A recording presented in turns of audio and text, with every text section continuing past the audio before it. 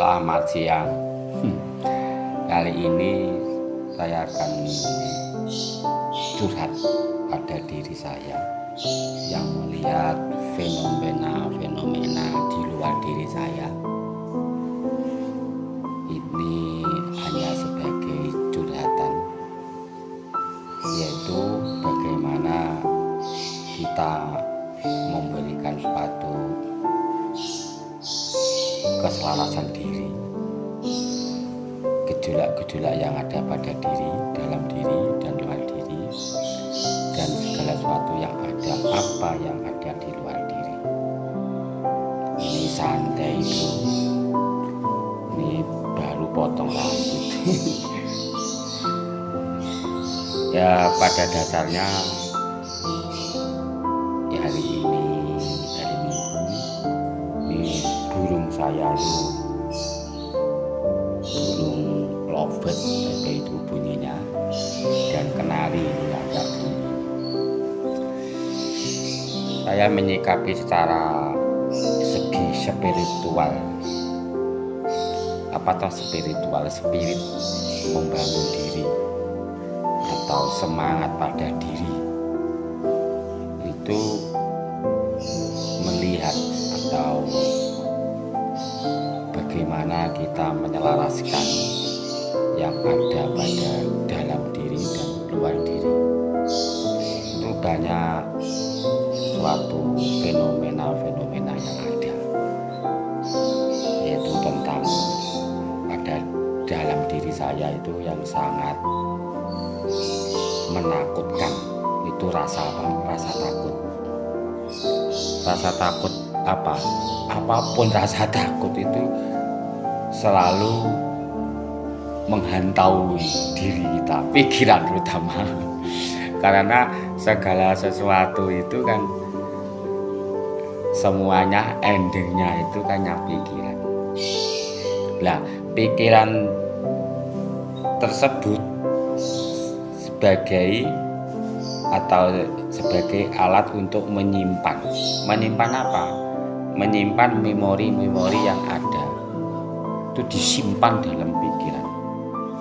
Nah, terjadi untuk menyimpan itu karena apa? Karena panca indera, terutama dari mata, dari telinga, kita melihat, kita mendengar, akhirnya tersimpan di dalam pikiran. Nah, itu berarti dengan adanya itu yang tidak sesuai dengan pada dalam diri kita, itu rasa takut. Rasa takut apapun, contoh rasa takut, ketakutan pada diri. Misal banyak rasa takut yang ada pada diri kita, yaitu semuanya itu endingnya dari kecerdasan pikiran. Kita dibangun sejak kecil seperti itu karena kita mengalami menginjak dewasa menuju tua, akhirnya pikiran-pikiran dari sejak kecil itu sendirinya itu mengalami suatu apa? Gejolak atau perubahan. Nah, memori-memori itu yang ada pada pikiran, karena cipta itu produk dari pikiran, akhirnya rasa-rasa takut pada diri kita itu selalu menakuti pada dalam diri kita. Misalnya takut setelah kematian. Itu apa itu takut? Apa itu karena kepercayaan, karena tahu keyakinan, melalui dari segi pengetahuan, sifatnya itu pengetahuan, yaitu segi agama itu kan pengetahuan. Nah, pengetahuan itu ya namanya pengetahuan, kalau kita tidak hati-hati akan menimbulkan apa? Kemelekatan pada diri. Kita tidak merasa bebas. Itu menurut saya loh ini. Karena kita merasa tidak bebas, otomatis kan menakuti pada jiwa diri kita. Kita melangkah ke sana melangkah ke sini, melangkah maju, melangkah mundur, kita takut nanti begini, nanti begitu. Nah, akhirnya kita terhambat kemerdekaannya, kebebasan diri. Nah, semua itu kan disimpan pada pikiran. Nah, pikiran itu bagaimana kita menyelaraskan atau menciptakan suatu kesadaran pada diri. Nah, yang terpenting kan kita sadar. Nah, kalau kita bisa meninjau ulang, itu namanya dogma, ilusi, delusi. Nah, itu semuanya itu tergantung pada diri kita, bagaimana kita menyikapinya. Nah, kalau kita sudah bisa membangun suatu kesadaran pada diri, maka kita menjalankan apapun itu tidak adanya kemelekatan atau tidak adanya suatu keterpaksaannya. Misal saya dulu itu melakukan sesuatu, misalnya kalau tidak melakukan itu saya takut sekali. Itu loh, takut kalau tidak melakukan nanti kamu itu seperti itu.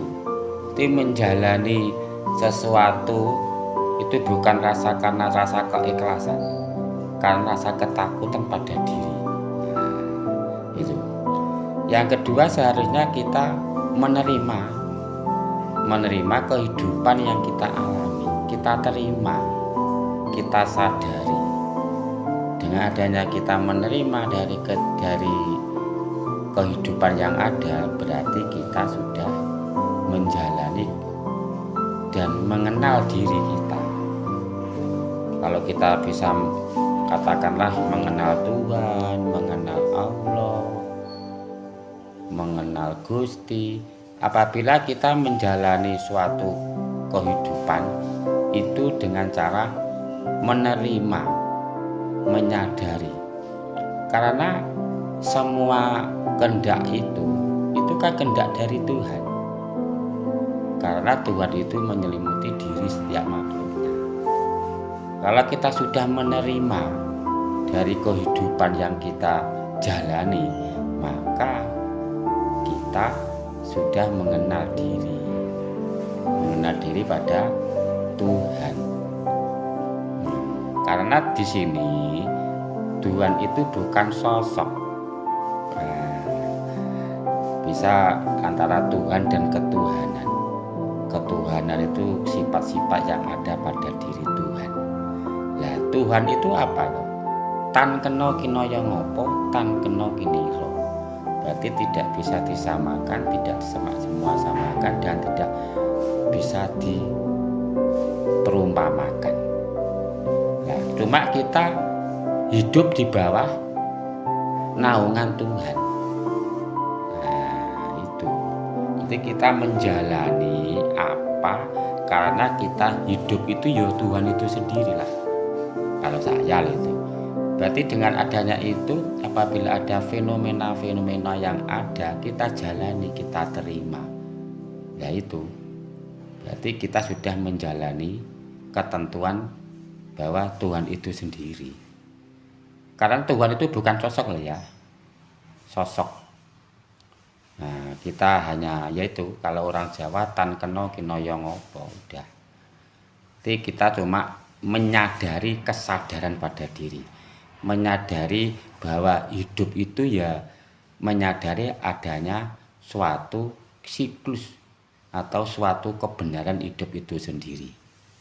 Nah, pada dasarnya kita pada hidup di kehidupan ini harus selalu meningkatkan suatu kesadaran pada diri. Kita menjalankan suatu dengan rasa sadar diri. Bukan adanya kemelekatan, tidak adanya kepaksaan. Berarti kita menyadari bahwa kehidupan itu, kebenaran itu, yaitu menjalani hidup yang Anda jalani pada saat ini. Bukan masa lalu, bukan yang akan datang. Berarti kita menjalani hidup saat